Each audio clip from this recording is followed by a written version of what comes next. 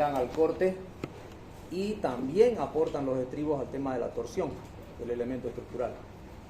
Entonces la norma indica máximo una separación de 20 centímetros, máximo de 20 centímetros entre un estribo y otro. Entonces cuando nosotros calculamos la armadura al corte, nosotros tenemos que distribuir esa área de armadura, de acero, y entonces tenemos que elegir la barra que nos garantice una separación menor a 20. Eso quiere decir, porque nosotros podemos elegir, qué sé yo, 2 phi de 6 y ponerlo así a 20, o elegir un phi de 12 y ponerlo acá a 40, por ejemplo, ¿no es cierto? Que es lo que no tenemos que hacer. Tenemos que elegir un phi adecuado que me requiera poner barras máximo separadas a 20 centímetros. ¿Ok? Y si en el cálculo nos sale nuestra separación, que tenemos que poner un phi de 6 cada 40, por ejemplo. El phi de 6 es el más delgado que utilizamos también en elementos estructurales para estribo. El fierro más delgado que debemos de usar en estribo se llama phi de 6, el más delgado. No podemos usar un phi de 4 en un elemento estructural de importancia. No se usa phi de 4. Entonces, y si me sale que necesito tan poquito fierro de estribo, porque resulta de que la sección transversal del elemento estructural absorbe todo el esfuerzo de corte, en teoría, matemáticamente, y me sale de que necesito un phi de 6 cada 40, lo tengo que poner phi de 6 cada 20, porque lo máximo es 20 centímetros, por este fenómeno de la resistencia, no a resistencia última, sino a resistencia de servicio, digamos, ¿no? Por servicio. Entonces agarramos máximo 20 centímetros de separación en los estribos. ¿Ya? Ahora está por el otro lado la otra situación. Cuando tenemos nosotros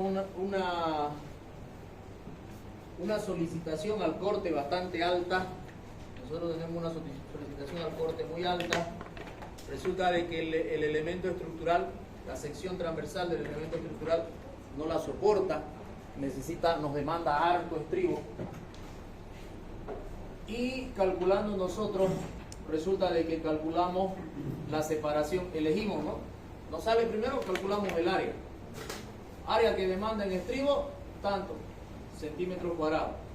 Con esa área nosotros calculamos la cantidad de estribo o la separación de estribo. Con esa área calculamos la separación de estribo, eligiendo el phi. Con esta área yo elijo el phi, decido yo el phi, no se calcula el phi, yo decido. Tengo el área, yo digo, le voy a poner de 6. Como ya sé que le voy a poner de 6, calculo la separación. Si le voy a poner de 6, entonces ¿cuántos me van a entrar? A ver, ¿cuál es la separación? Esa es la forma, esto ya lo han hecho en H1, ¿verdad? Han enseñado y han hecho eso, y han distribuido. Entonces calculan la separación en centímetros. Resulta de que elijo el phi de 6 y me sale una separación de 1 milímetro, porque el cortante es altísimo. Entonces no le voy a poner un phi de 6 a cada milímetro, ¿no? Entonces digo, no, le voy a poner de 8. Le pongo de 8, calculo con 8 y me sale la separación de repente 4 centímetros. Tampoco puedo poner tan unido, ¿no es cierto? Entonces voy aumentando, le voy a poner de 10 y vamos viendo cómo se comporta la separación. Hay situaciones donde el esfuerzo del corte es demasiado alto y nos demanda, agarrando un phi de 10, separaciones de 8 centímetros, o de 4, o de 3, incluso. En esas situaciones no es conveniente colocar phi de 10, por decirle, a cada 3 centímetros. No conviene. ¿Por qué? Si bien es cierto, la norma dice de que tu separación de fierro debe ser mínimo el tamaño máximo del agregado, eso dice, la separación entre tu fierro mínimo debe ser el tamaño máximo del agregado. ¿Qué agregado estoy usando? 3/4, por ejemplo. Entonces, 3/4 de pulgada son más o menos 2 centímetros, ¿no? Aproximadamente, porque una pulgada tiene 2.54 centímetros y 3/4 de pulgada sería un poquito menos de 2.54 centímetros. Ok, de acuerdo. Pero si tu elemento estructural tiene una altura 40, 60, 80 centímetros, bastante alto, y vos pones a 3 centímetros tu barra, estás cumpliendo con lo que dice la norma, o a 2.5 centímetros tu barra, estás cumpliendo. El tema de la vibración de ese elemento estructural se complica, porque la manguera para vibrar tiene un determinado diámetro. Hay mangueras que no son muy poderosas, muy potentes, y son muy delgaditas, de 1 pulgada, muy delgadita. Entonces normalmente uno utiliza de 1,5 pulgadas o 2 pulgadas.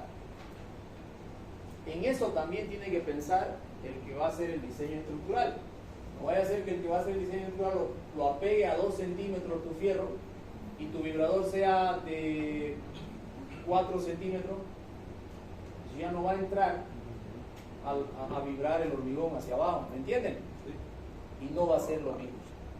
Entonces va a dejar espacios vacíos adentro, no va a compactar bien el hormigón. Además de que, les recalco lo que han visto en materiales de construcción, la pasta de hormigón, la buena, es una pasta espesa, pegajosa. Vos agarrás la pala y no se suelta de la pala. Tienes que saber manipular el hormigón y hacer un juego en la mano para palear. Haces esto y jalás la pala para atrás y recién el hormigón se desprende. En cambio, la mezcla que se desprende facilito de la pala, esa tiene mucha agua. Esa no sirve como hormigón estructural. No debería. Su resistencia es baja. Mayor cantidad de agua, menor resistencia. Es directamente proporcional o inversamente proporcional. ¿No es cierto? Mayor agua, menos resistencia. Entonces, por eso es que los albañiles no les gusta usar la mezcla buena, porque la mezcla buena los hace sudar demasiado, los cansa, los agota rapidito. Hay que saberla trabajar esa mezcla. Y entonces le echan agüita, le aumentan agüita, sin que el ingeniero se entere. Yo he visto videos, no sé si han visto ustedes videos. He visto videos que lo filman acá en Santa Cruz. Llega el hormigón en una losa así, estaban vaciando unas columnas, le llegaba el hormigón allá, el balde traían la mitad del balde porque es pesada la mezcla, ¿no? La mitad del balde de 20 litros, trae el canvas, llega abajo donde está la columna con la escalera. Antes de subir tienen un turricito de agua, sacan su casco, le meten un cascazo de agua al medio balde de mezcla. Imagínense la cantidad de agua que le están metiendo. Un cascazo deben ser 2 litros por lo menos, 1,5 litros de agua a una cocina de mezcla así. O sea, un desastre ese hormigón. Ese no creo que llegue ni a 140 ni a 120. Agarran y con eso lo meten porque eso sale facilito y cuando desencofrás sale hermoso, bonito, porque ni lo vibrás siquiera. Si es pura agua, lo desencofrás y se ve bonito. En cambio, cuando usas la mezcla buena, si no vibras bien, te salen cangrejeras por todos lados. Hay que vibrar bien esas mezclas, tanto en elementos verticales como en elementos horizontales.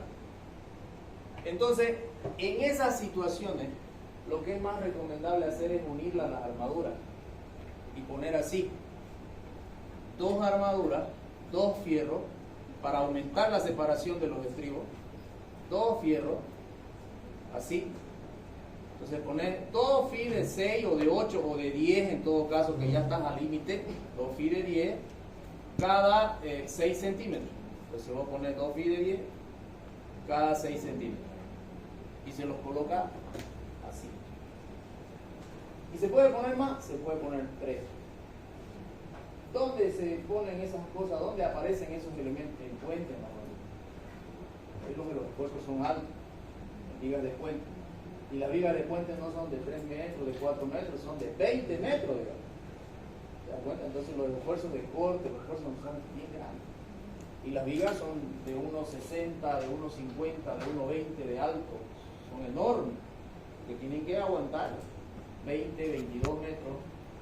Yo hice un análisis cuando estaba haciendo un puente en Potrero Valle, de que el punto crítico para decidir entre hacer hormigón armado o hacer hormigón pretensado oscila entre los 20 y 25 metros. ¿Por qué crítico? Por la placa. Cuando vos haces, no es que no se pueda hacer un puente de hormigón armado de 30 metros, se puede, pero el tema es que cuando ya es demasiado largo, pasa de los 25 metros, ya te sale más caro. Es mejor utilizar un pretensado que te disminuye la sección transversal y te abarata los costos. Cuando la viga es de 15 metros y estás en un pueblo donde tenés que llevar la maquinaria de prensado, llevar las vigas, etcétera, para hacerlo de pretensado, eso sale más caro. ¿Me entienden? Porque hacer un hormigón pretensado con cables, con todo, es más caro que el hormigón armado. ¿Hasta cuándo? Hasta entre los 20 y 25 metros. Pasados los 25 metros es mejor nomás llevar tu maquinaria, todo ahí, instalarte y pretensar las vigas. Después. Entonces, en el tema de estribo, se hace este análisis. Se coloca 2, se coloca 3, pero apegaditos así. Es mejor colocarlos apegaditos que colocarlos un poco separados de tal forma que no puedas vibrar, te vas a complicar con los agregados y demás. ¿Ya? Mejor así, apegaditos, 2 o 3. Y ahí calcula la separación. En el análisis del cálculo de separación, agarra el área, obviamente, de 2 fierros para calcular la separación. ¿Vale? Sumar por 2 esa área de phi de 10. ¿Ok? Bien, eso en cuanto a la parte teórica de lo que es la fisuración. Ahora, hablando de la deformación,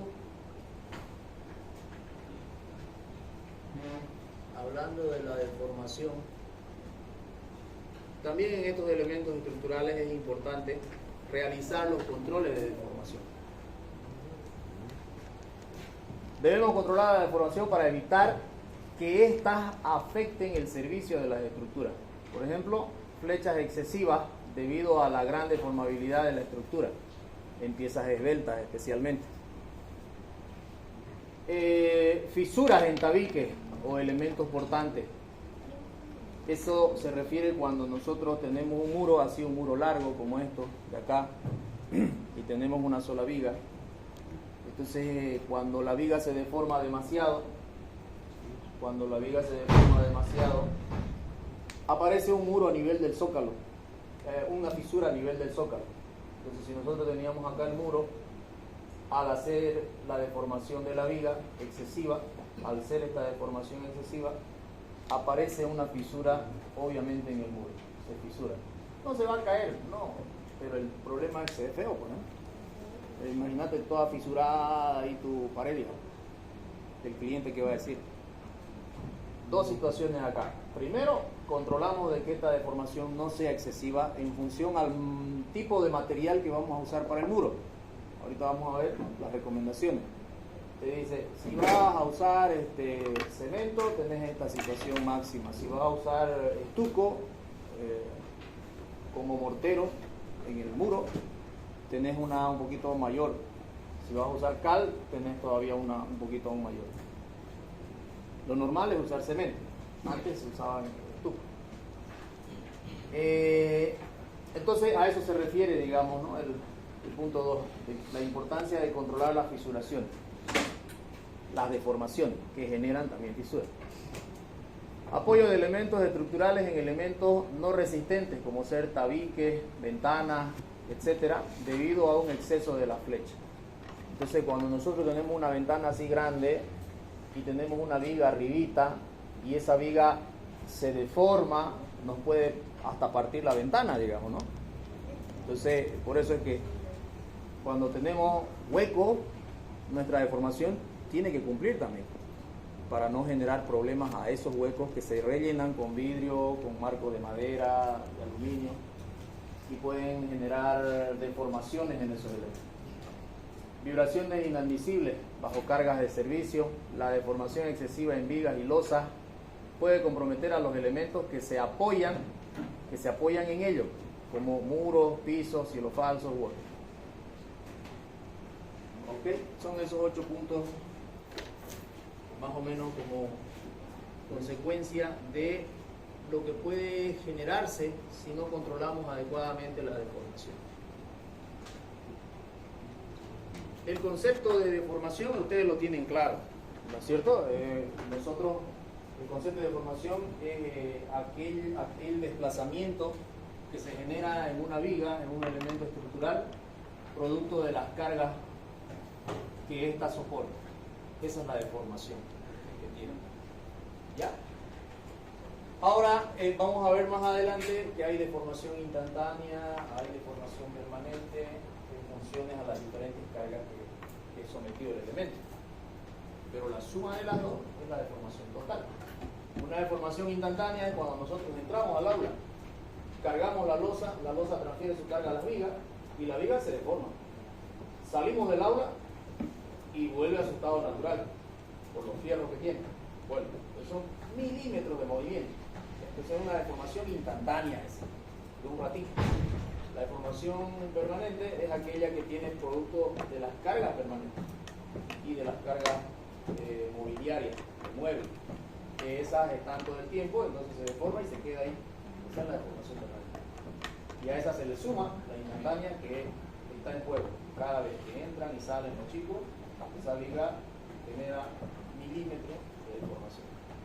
No se lo ve, no se lo siente, pero ella sí lo siente, ella sí la sufre. Entonces, esas deformaciones nosotros las calculamos matemáticamente con estas ecuaciones. Es decir, si tenemos una viga simplemente apoyada con una carga distribuida uniformemente, la deformación será 5 veces Q por L a la cuarta, si no me equivoco, dividido entre 384 de E por I, el módulo del concreto por la inercia de la sección transversal del elemento estructural de la viga. Si tenemos un voladizo de este tipo con una carga distribuida uniformemente, su deformación será Q por L a la cuarta de 8 veces E por I. Si tenemos doble empotrado, una viga con una carga puntual al centro, su deformación será, si tenemos doblemente empotrada la viga con una carga distribuida uniformemente, su deformación. Y estas fórmulas están para cada situación. Cuando yo tengo una carga distribuida, simplemente apoyada, y además tengo una puntual, tengo que buscar una ecuación que tenga simplemente apoyada, puntual y sumar esta de acá. O sea, agarro esta ecuación, agarro la otra, que no tenemos en la vista porque esta es doblemente empotrada, es diferente la fórmula para calcular su deformación. Yo agarro las dos o las tres situaciones que tenga, o cuatro, y las sumo para llegar a la deformación total. ¿Se entiende? Entonces, ¿qué es esto? Es la deformación total que va a sufrir el elemento estructural, entre comillas, realmente. Entre comillas, la real. Calculada de una manera matemática, teórica. ¿Ya? Esa es la deformación. Hay otra fórmula que viene la norma y te dice, ¿sabes qué? Tu deformación tiene que ser esta, máximo. Y nosotros tenemos que comparar las dos. Calculo la teórica y comparo con la norma. Entonces yo calculo acá y me salen 5 milímetros. Y la norma me dice, para un elemento estructural con esas características, tu deformación es Q por L al cuadrado sobre 840. Calculo ese valor y resulta que me dice que es máximo de 3 milímetros. Aquí me da 5 teórico, real teórico, entre comillas, y la norma me dice que me debe dar 3. Algo tengo que hacer, ¿no es? Para mejorar esa situación. Y entonces, esas son las comparaciones que debemos de realizar. ¿Ok?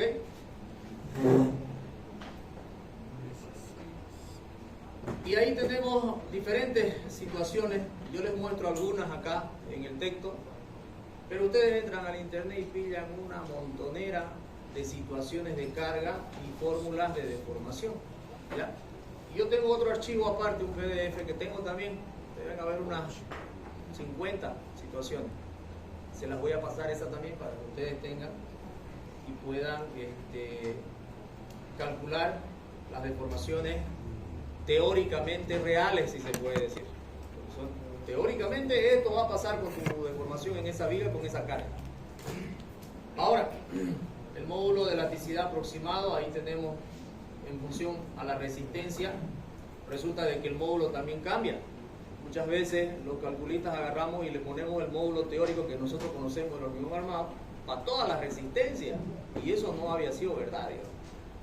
resulta de que en función a la resistencia que tiene tu hormigón, tu módulo cambia, digamos.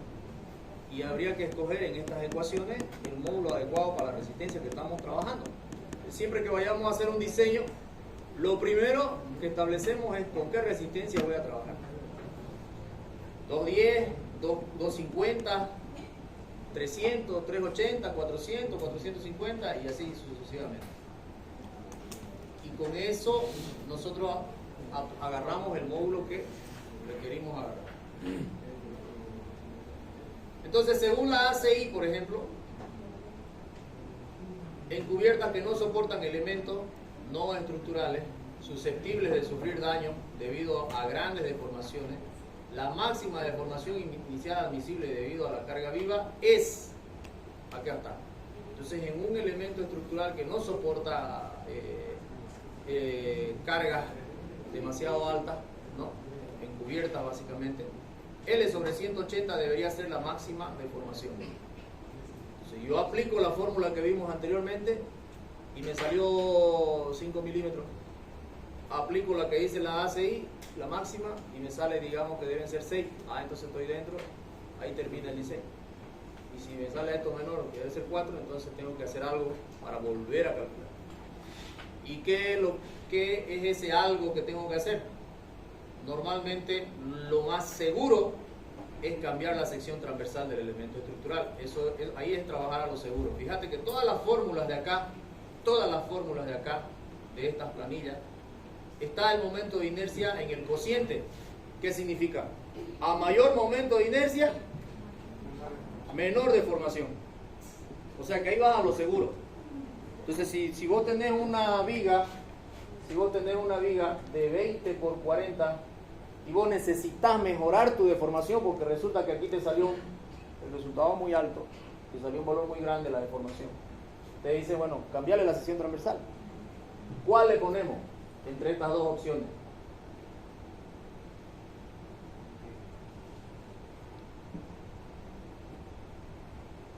Usted, ¿cuál le ponemos? ¿La 1 o la 2? Queremos mejorar el momento de inercia. Las dos situaciones van a mejorar en alguna manera, pero ¿cuál es la mejor? La 2. ¿Por qué? La altura es más alta y el momento de inercia es mayor. Correcto. La 2. Porque la altura es más alta y el momento de inercia en esa dirección donde lo necesitamos es mayor. En cambio, esta otra, el momento de inercia es mayor también, pero en la otra dirección. En la misma dirección, en el mismo eje, es el mismo momento de inercia entre estas dos, en ese eje. ¿No es cierto? Yo necesito aumentar el momento de inercia en la parte vertical, a no ser que la viga la ponga echada, como ese Gil que le puso a Silvio Gómez la viga echada. Pero eso no se hace, la viga tiene que ir parada. Y entonces, entre esta y esta, aumentamos acá. Al aumentar este valor, nuestro momento de inercia aumenta y nuestra deformación en cualquier situación de carga baja. ¿Se entiende? ¿Ok? Entonces, eso es lo que realmente nosotros hacemos en el cálculo estructural. Realmente, dice uno diseño estructural, pero realmente no diseñamos, sino que realmente verificamos nosotros. Porque realmente no calculamos una sección transversal, asumimos una sección transversal. Vos tenés las cargas, tenés todo, y vos decís, bueno, esta viga, ¿sabés qué va a ser? Más o menos de 20 por 15. Ahora la verificás. Verificás, eso es lo que hacemos, verifico.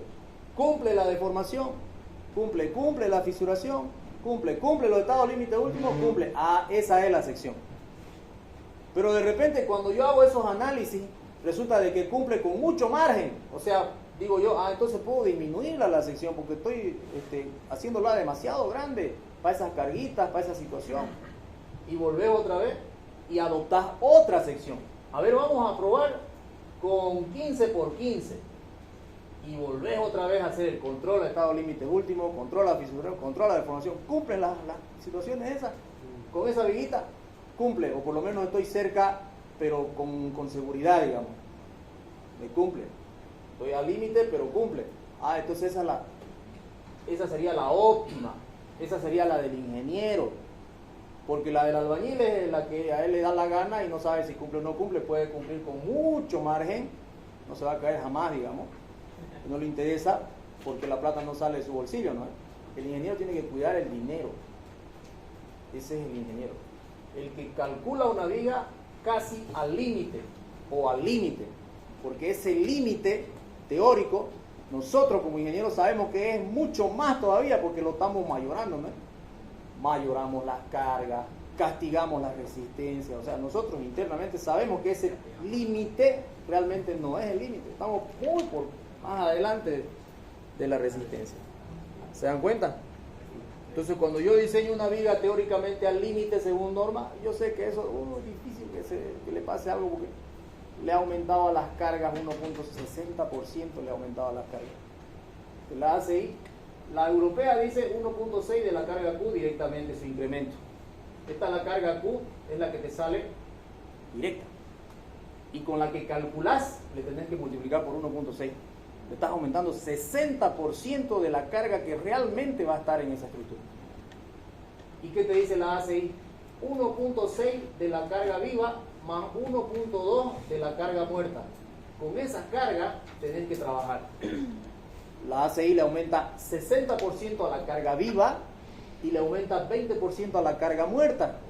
Y con esa te dice, trabaja ahora, calcula, haz tu diseño. Y en ambos casos castigamos la resistencia. Agarramos un acero 5000 y en la fórmula metemos 4200. Castigamos la resistencia. Agarramos un concreto 210 y en la fórmula metemos un concreto 180.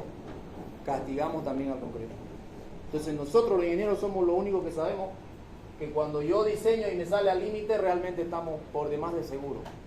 Y si estamos mucho más del límite sería ya un albañil, ¿no es? Ese es un albañil. Si está al doble, ese es un albañil. Hecho y derecho. Así no va. Entonces así funciona el diseño óptimo de esto. ¿Ya? La intención mía, el propósito mío más allá, vamos a ver también ejercicios, voy a mostrarles los pasos y todo, con el auxiliar lo van a hacer. Pero la intención mía es que ustedes se lleven el criterio correcto para que tomen las mejores decisiones en su momento. Ya el cálculo, las formulitas, es largo el proceso de cálculo, es largo. Entonces eso lo vamos a ver en paralelo. Yo les voy a mostrar en diapositiva los procedimientos y con el ayudante lo van a hacer. ¿Ya? Un ejercicio, como le decía el ayudante, nos puede tomar 4, 5, 6 horas. Un ejercicio fácil y de una viga, digamos. ¿Ya? Entonces todas sus dudas que tengan en esto que yo les estoy explicando, es ahora que tienen que hacer. Muchos se van a identificar bonitos porque ya están trabajando de repente en obra. Eso ahí se acompaña bien bonito porque ahí aparecen las dudas, ¿no? Y los que no están todavía trabajando en obra, traten de capturar todos los mensajes que estamos lanzando en las clases, porque eso lo van a vivir en obra. Y los albañiles, cuando uno es joven, puta, los albañiles son tremendos, tremendos, se la charlan como a muchachos a uno. ¿Ah? Hay que tener cuidado con eso. ¿Ok? Y después, aunque seas muchacho y sos responsable de la obra, sos ingeniero, vos sos el que tenés la culpa, ¿no? Y el albañil dice, el ingeniero me dijo. Y listo. ¿Ok? Estas son las recomendaciones de la ACI, un poco de las recomendaciones de la ACI les estoy dando para el análisis de la deformación.